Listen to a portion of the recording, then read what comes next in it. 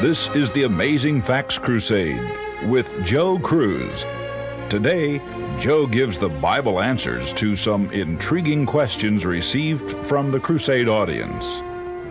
Tonight we're going to answer the question that's come into our box. What do you think about the wearing of jewelry and makeup? Is this biblical? Now I'm going to take a little longer than usual to answer this question tonight because I realize that it might be a very sensitive question to some people. And I like to really make certain that I'm not giving just my opinion on something. You know, it doesn't matter what I think about it, by the way. That question is worded in a sort of awkward way because it doesn't matter one bit what I think or what you think. And you know, it doesn't even matter what this church or this preacher or that preacher thinks about it. The only thing that I'm concerned about tonight, friends, is what does God think about an issue? That's the important thing, isn't it? And of course, that's what we want to find out here tonight. We're going to look at it purely from that standpoint. Now listen, love is the greatest thing in the world. I think all of us realize that. Jesus gave those two great commandments, you remember. He said, love the Lord your God with all your heart, soul, and mind. Love your neighbors yourself. Love is a fulfilling of the law.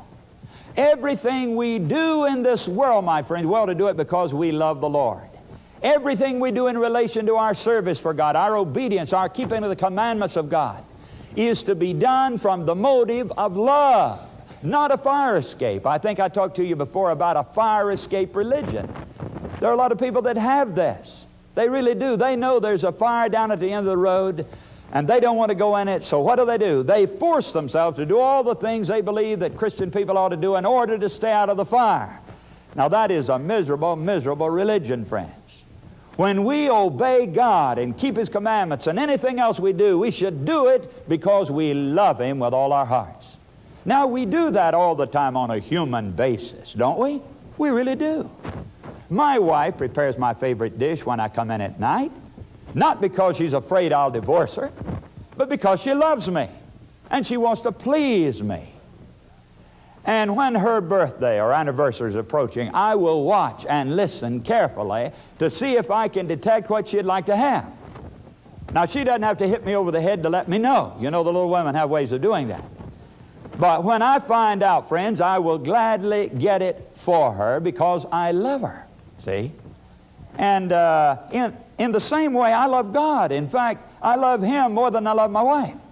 And I'm always looking through this book, the Bible, to find little hints and indications from God as to how to please Him. Now, shouldn't we be doing that all the time, friends? We ought to be reading the Bible and searching the Scriptures and trying to find out how to please Him and what will make Him happy. In fact, there's a verse in the Bible. I'll quote it to you. It's out of the 20th century translation of the Bible, Ephesians 5 and verse 10. It says, always be trying to find out what best pleases the Lord. Isn't that a wonderful motto for a Christian? Always be searching the Bible to find out there how to please Him in what we do. Whether it's a little thing or a big thing, that should be our motive. And God should not have to threaten us, friends, to get us to do things. All He needs to do, if we really love Him, our eyes and mind will be quick and keen to respond to it, and we'll do it because we love Him. Look at this text in Psalm 32, verse 8. It's one of my favorite Psalms. But in the 8th verse of Psalm 32, God says, I will instruct thee and teach thee in the way which thou shalt go. I will guide thee with mine eye. Be ye not as the horse or as the mule, which have no understanding, whose mouth must be held in with bit and bridle, lest they come near unto thee. Now God said, look, I want to guide you with my eye. I want to instruct you with my eye. I want to be able to just glance at you and correct you, and you'll respond to me because you love me. I don't want to have to jerk you around like a horse or a mule to correct you. I just want to glance at you with my eye and have you to be corrected. Now, friends, I believe that for somebody who loves, that's all that's needed. Isn't that right? And we ought to be very sensitive to God's will by studying the Bible and finding out what He says in there and what pleases Him and what displeases Him. And friends, listen, if I find that something displeases the Lord, even if He gives me a hint and a good indication, He doesn't have to say, look, you do this or else. I'll throw you in the fire if you don't do this. He doesn't have to say that to me. All He has to say is, look, I don't like that. And shouldn't that be sufficient, friends? Shouldn't that be sufficient? Now the question tonight is, what does God think about the wearing of makeup and jewelry? Not what Joe Cruz or anybody else thinks. What does God think? Does He like it? Or does He dislike it? And I say, friends, if we can find the answer to that question in the Bible, we've got the answer to the question that came in the question box, haven't we? We ought to have it. I hope we have it if we can find that out. Now, what does the Bible say? Does God give us any hints or indications here in the Bible as to what He thinks about this practice? Well, I'm going to go right through the Bible reading a number of verses tonight. And by the way, all of these verses will be in a little book that will be handed out as you leave the meeting today. And this will contain every text that I'm going to give right now, plus a lot more as well. I think about 46 texts. So if you don't get to write these down, you'll get them all as you leave. This will be given one to a family as you go out from the meeting today. But now, the first text I'd like to read is found in the first book of the Bible, Genesis chapter 35. And God said unto Jacob, Arise, go up to Bethel, and dwell there, and make there an altar unto God that appeared unto thee when thou fleddest from the face of Esau thy brother. Then Jacob said unto his household and to all that were with him, Put away the strange gods that are among you, and be clean, and change your garments. And let us arise and go up to Bethel, and I will make there an altar unto God, who answered me in the day of my distress, and was with me in the way which I went. And they gave unto Jacob all the strange gods which were in their hand, and all their earrings which were in their ears, and Jacob hid them under the oak which was by Shechem. Now this Bethel is a place where Jacob was converted. Remember that? It's where he struggled with the angel and became a new man out there. And now he's taking his family back to that sacred spot and to build an altar there to worship God and to dedicate his family at that holy place. But before he went up there to take his family, they laid aside these things, the ornaments, and in fact they buried them there, it says. They got rid of the strange gods which were in their hand and the earrings which were in their ears. And then they went up to the altar of God after burying those things there and going to the altar. Now I gather, friends, that they had a good reason for this. We're going to find as we go on reading in the Bible, both Old and New Testament, that these things were marks of the heathen people, and that God did not approve of these things. All right, now this is what you're going to notice as we go along. When they went up to dedicate their lives, they laid aside those things, buried them, and then went up to the altar of God. You come on to the next chapter of the Bible in Exodus, and chapter 33. Exodus 33. Here the Israelites are headed toward the promised land. Verse 1, the Lord said to Moses, Depart and go up hence. Verse 2, And I will send an angel before thee, and I will drive out the Canaanite, the Amorite, the Hittite, the Perizzite, the Hivite, and the Jebusite, unto a land flowing with milk and honey. For I will not go up in the midst of thee, for thou art a stiff-necked people, lest I consume thee in the way. And when the people heard these evil tidings, they mourned, and no man did put on him his ornaments. For the Lord had said unto Moses, Say unto the children of Israel, You're a stiff-necked people. I will come up into the midst of thee in a moment and consume thee. Therefore now put off thy ornaments from thee, that I may know what to do unto thee. And the children of Israel stripped themselves of their ornaments by the Mount Horeb. Now, friends, before they could go into the promised land, God made them take off their ornaments. You say, well, now, what does that have to do with us? You know, that's something happened way back in the Old Testament. It has no application today to the people living under the New Covenant here in the New Testament times. Well, friends, let's find out if it has anything to do with us. Please come to the New Testament now, 1 Corinthians 10, and the first few verses. And here we read something very interesting about the Israelites as they came up out of Egypt, referring back to that same time I read just now. In the book of Exodus, it talks here about how they went through the Red Sea, and they came in verse 7. It says, in verse 6 rather, Now these things were our examples, talking about the Israelites, as they began their journey to the promised land. Now these things were our examples, to the intent we should not lust after evil things, as they lusted. Neither be ye idolaters, as were some of them. Neither let us commit fornication, as some of them committed. Neither let us tempt Christ, as some of them also tempted. Neither murmur ye, as some of them murmured. Verse 11, Now all these things happened unto them for examples, and they're written for our admonition, upon whom the ends of the world are come. Now listen, everything that happened to that ancient nation of Israel happened as an example for us, friends. There is a direct parallel between ancient Israel and modern Israel. We're modern Israel, you see. And their coming out of the bondage of Egypt represents our coming out of the bondage of sin. Their crossing the Red Sea represents baptism for us, because it says right here, and they were all baptized unto Moses and the cloud and the sea. So that represents baptism for us. Their going through the wilderness represents our going through this old dark world of sin. And their coming into Canaan represents our coming into the heavenly Canaan. See? Beautiful parallel. And it says it all happened for an example for us. And so when we come back here and read that before they could go into the land of Canaan, they had to lay aside their ornaments, my friends, there is a parallel. I really believe that it's an indication of what pleases the Lord. Now you come on down to 2 Kings 9 and verse 30. And we find the first recorded instance of the use of colorful cosmetics.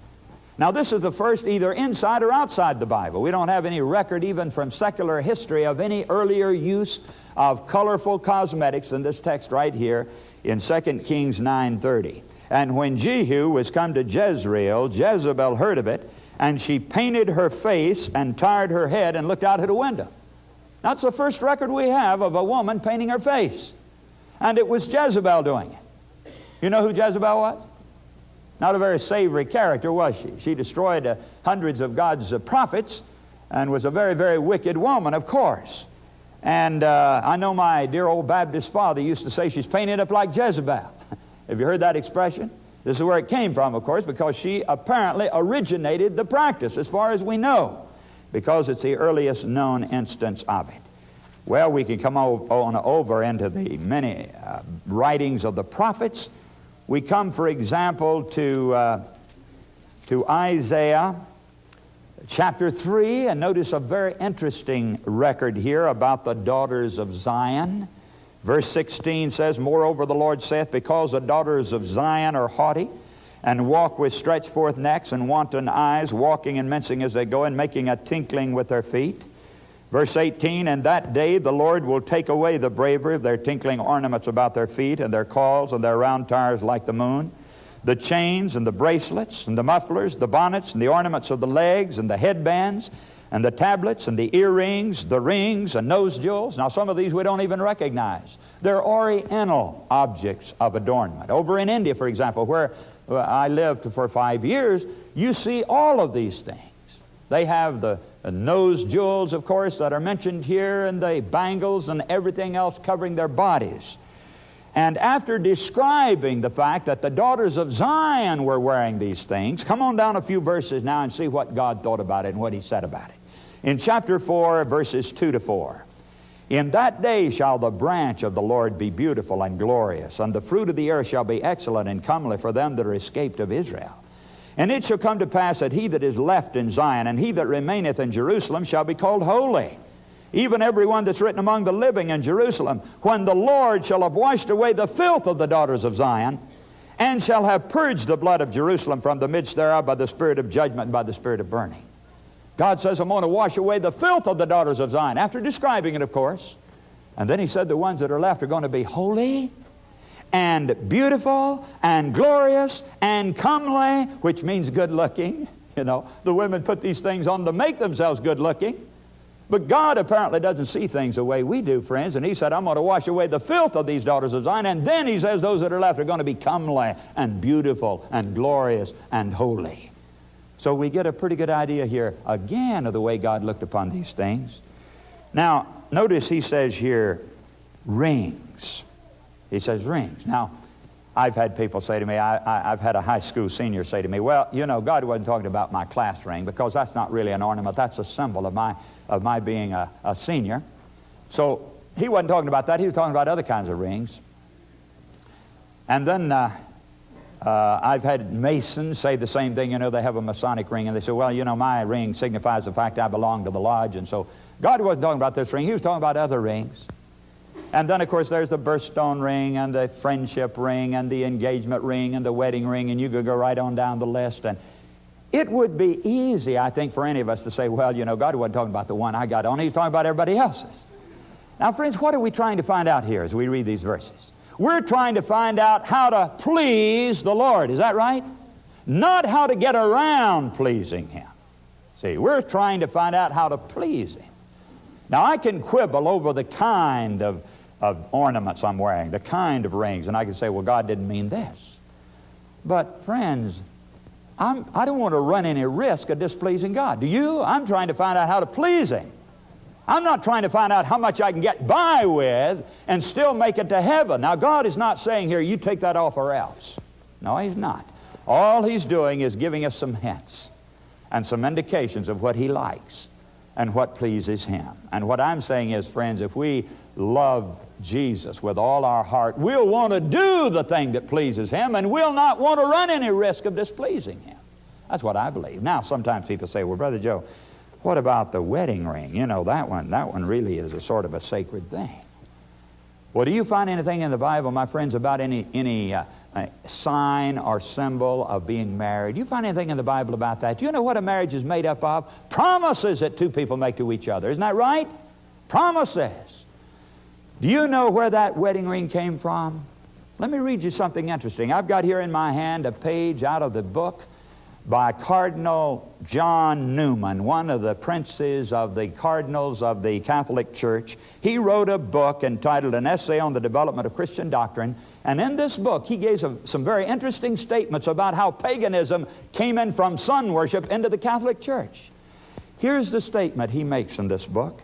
He said, Constantine, in order to recommend the new religion to the heathen, transferred into it the outward ornaments to which they had been accustomed in their own. Now, here's a cardinal of the church saying that when Constantine came into the Catholic Church, he brought a lot of pagan things with him.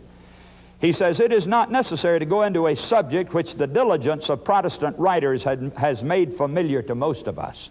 The use of temples, and these dedicated to particular saints, incense, candles, holy water, asylums, processions, the ring in marriage, turning to the east, images at a later date, are all of pagan origin and sanctified by their adoption into the church. Now, friends, that ring originally represented the disk of the sun. It was worn by the pagan sun worshipers to honor their sun god and to be with them constantly to remind them of the disk of the sun. And when Constantine brought all these pagan objects into the church, he brought that ring with him, and the nuns of the church began to wear it to represent being married to Christ or married to the church. And from there it passed into Protestantism as a sign of marriage. But it's not in the Bible at all. I know people who think that they don't have that little piece of metal on their finger, they're not married. And they pull it off at times and say they're not married. Well, now, friends, you're married because you make vows to God and to each other. That's what marriage is. And that little ring doesn't mean a thing. I don't have to prove that I'm faithful to my wife to the public. I don't have to prove to anybody. I keep my promises. I'm faithful because of the promises I made. But I just mentioned this to give you a little background and to show you that we don't have to quibble over the kind, whether it's a class ring, a Masonic ring, or any other ring. I say let's give God the benefit of the doubt. Why run a risk of displeasing Him? And if He doesn't like rings, let's say, well, that's it. We won't bother with any of them. Come on down to the next book of the Bible, which is Jeremiah, chapter 4, verse 30. And when thou art spoiled, what wilt thou do? Though thou clothest thyself with crimson, though thou deckest thee with ornaments of gold, though thou rentest thy face with painting, in vain shalt thou make thyself fair. Thy lovers will despise thee, they will seek thy life. Now, all through the Bible, God uses a woman to represent the church. Remember that? A woman to represent the church. He's married to the church. She's the bride. He's the bridegroom. And He uses this woman to symbolize the relationship with His faithful people. But friends, when His people became unfaithful and turned away from Him, how do you think the woman is represented, the bride of Christ? She's represented as going after her lovers and becoming unfaithful to Him, see? And in every case that I can read here in the prophets, my friends, when she turns away symbolically from her husband to go after her lovers, she puts on all of the adornments. In other words, it's used in the Bible as a symbol of apostasy and a symbol of unfaithfulness. Here he's talking about his bride, and he says, thy lovers will despise thee, though you clothe yourself with ornaments of gold and rent your face with painting. He says, they will despise thee, they'll seek thy life. Going on into the next book of the prophets, in Ezekiel chapter 23. He uses two women here to represent Judah and Israel in verse 36. He gives them names even. He said, the Lord said moreover unto me, Son of man, wilt thou judge Aholah and Aholibah? Yea, declare unto them their abominations, that they've committed adultery.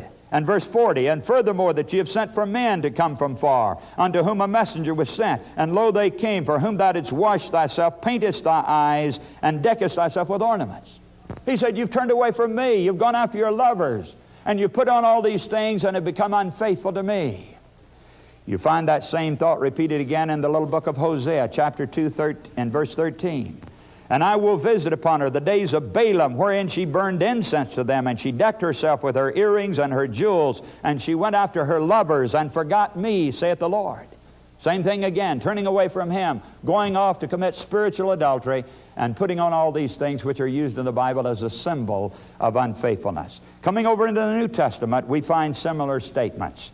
In 1 Peter 3, 1-3, likewise, ye wives, be in subjection to your own husbands, that if any obey not the word, they also may without the word be won by the conversation of the wives. And this word conversation, of course, is a word meaning the deportment, the conduct, not just the speech, but rather the whole way of life.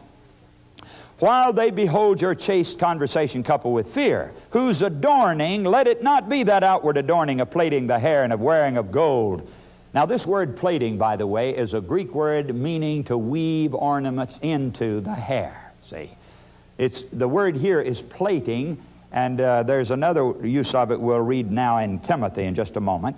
But it says, let it be the hidden man of the heart, and that which is not corruptible, even the ornament of a meek and quiet spirit.